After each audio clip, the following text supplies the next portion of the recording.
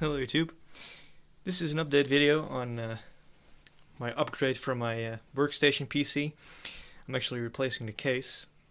I used to have a Cooler Master HAF X and now I ordered this Fractal Design Define XL-R2. And I just wanted to make a couple of quick clips here to show you through the process and how everything is coming along. So here's that nice motherboard, the MSI Big Bang X Power 2, which is of course X79 motherboard, socket 2011, first generation. 16 gigs of RAM on there. I just rearranged the fans a little bit, so I've got a dual outtake instead of dual intake, because more outtake is better than more intake in my opinion. Just want all the hot air straight out of there. So that's just gonna work fine.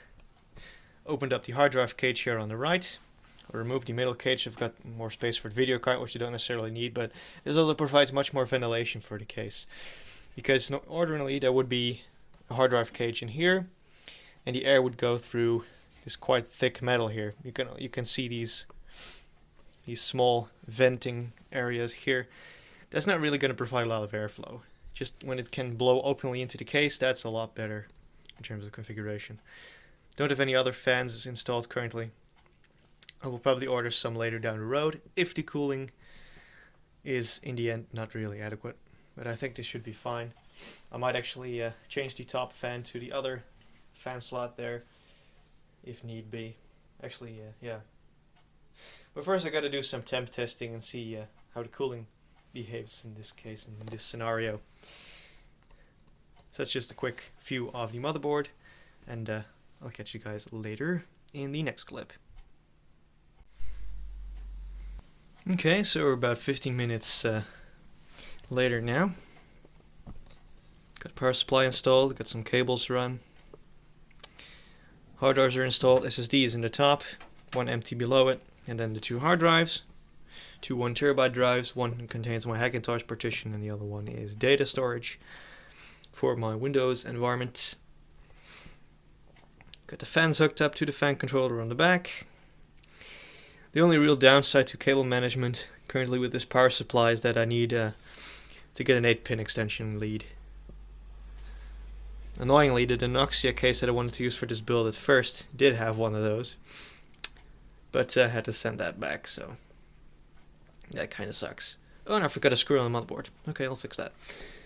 But yeah, optical drives installed, so now it's just a matter of running some more cables, install the video card, and then take it for its first spin. Alright, I'm almost done. I had to find some other SATA cables because I had one in white, had one in the ordinary red pinkish color, blue, and I just wanted to go with all black and white in here. So I found a couple of SATA cables, white ones or cream colored more like, from my motherboard. Dug them out of the box, and now it's perfectly themed. There's only one major component that still needs installation, and that is of course this 780 Ti. So I figured it would be a nice part of the video if we would do that component here on camera. And of course, screws are extremely tight. Let's see, we need this one and the one underneath. There we go. These thumb screws get extremely tight. I guess that's a good thing because they won't get damaged in shipping that way. There we go. Get that out of the way. And now we can install this behemoth. Let's see here. There we go.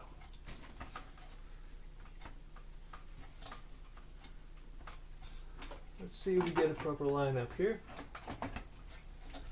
Well, the back of the card is in, the front isn't. So there's something not quite falling into place. Let's try that again.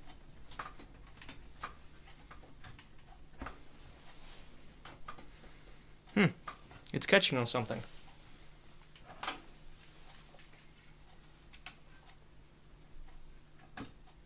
test there.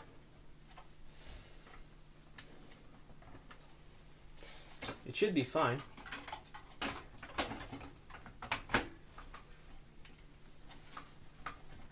I've never had any problems inserting this graphics card into any board.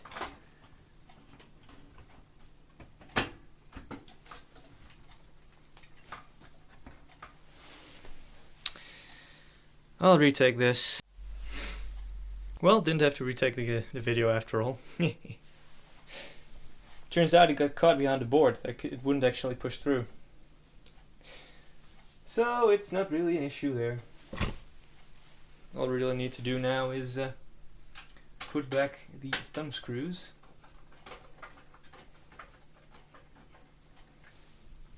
To keep this sucker in place. It is a triple slot card, although it only needs a dual slot bracket. I never understood those big ass GPU coolers where you whether it's a dual slot card but it only uses a single slot bracket. On those cards it's really not enough to have just one slot occupied with the bracket. They flop around just incredibly. So yeah, now we just need to connect to PCIe and we're done. I'll use this lead, yeah, sure, whatever. The PCI Express 8-pin with those annoying extra 2 pins on the 6-pin there. Give it a good squeeze, get the cable out of the way a little bit. Can't really manage that one away. There's no point in doing that anyway. So that's fine. We've got the video card installed. Now I just need to hook the CPU power back up. And I think the build is finished now. It's just a little bit sketchy that it could get in the way of the fan, but you know, it'll have to do for now. I'll get an adapter for it, and then I'll route it along the back, tie everything down properly, and then the build is totally finished. But for now, this is fully functional, it seems. Of course, we need to test that out. So I'm gonna hook it up, and let's see if she boots. Kinda important. Okay, she's ready for her first boot.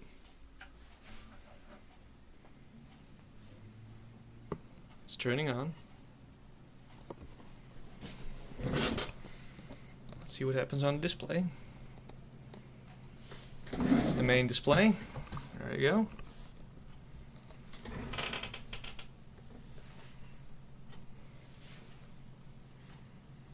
There we go.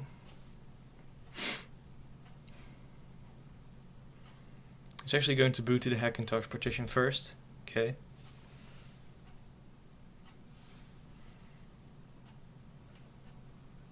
By the way, the fans are pretty loud at full speed, gotta say, but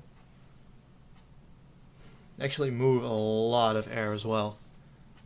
It's definitely a lot more than the fans on my Cooler Master ever did.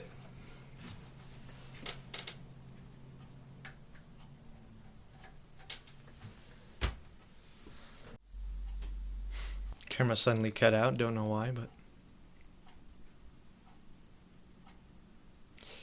but yeah, it seems to work just fine. I think I'll need to reinstall the chipset drivers though, because that doesn't seem right.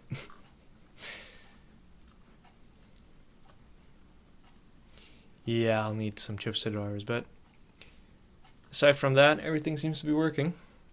So the transfer in this new case was a success.